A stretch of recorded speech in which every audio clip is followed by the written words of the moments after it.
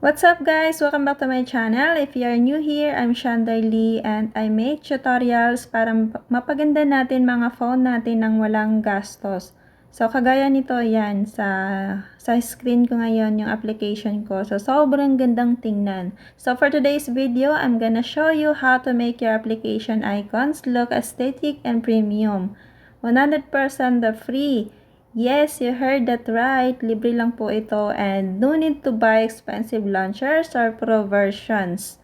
So, gusto mo ng clean, minimalist, or even 3D icons pero ayaw gumastos? Then this tutorial is perfect for you. Okay, before we start, don't forget to like, share, and subscribe para updated ka sa mga free phone tricks ko. Okay, no more chika. Let's go to your settings ng mga cellphone natin. Then, hanapin mo po yung, ayan, Teams. Pindutin mo lang yan and, wait lang natin guys. I-tap mo yung icons. So, since ang topic natin ngayon is about icons application, i-tap mo lang yung icons. Then, dito ilagay natin siya sa top, huwag dyan sa featured kasi may bayad dyan. So, dito sa top, libre lang po ito. Makita mo naman may nakalagay na libre. So, napakadaming mga icons dito guys na libre lang.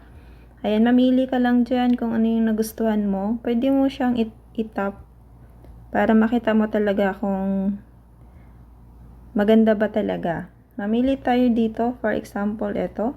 I-tap mo lang po. And ito yung appearance niya. Ganito yung tsura niya kapag nandun na sa home screen mo.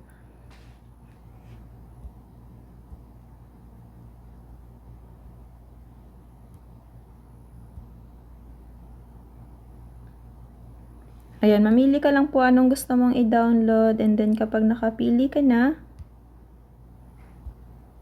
napakadami naman dito guys. And dyan, meron pa yan sa baba.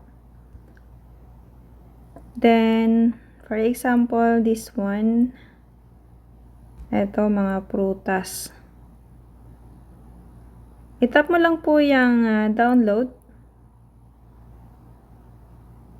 Ayan, wait mo lang.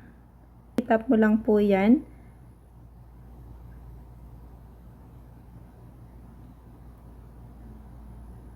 Ayan, automatic na po mapalitan yung application mo dito, yung icon ng kung ano yung pinili mo. So, balik tayo.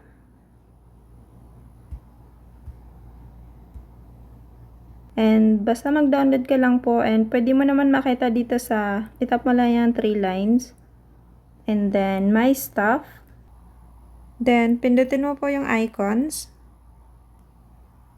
So, ito lahat. Ito yung mga na-download ko na. So, pwede kang mamili dyan kung gusto mong pabago-bago yung icons dun sa screen mo. Kung gusto mo ng iba-iba yung kulay araw-araw. So, yun lang guys. Ngayon, ikaw na bahala mag-customize ng phone mo. Napakaganda tingnan. Hindi boring yung ating home screen, yung ating mga application, icon sa cellphone.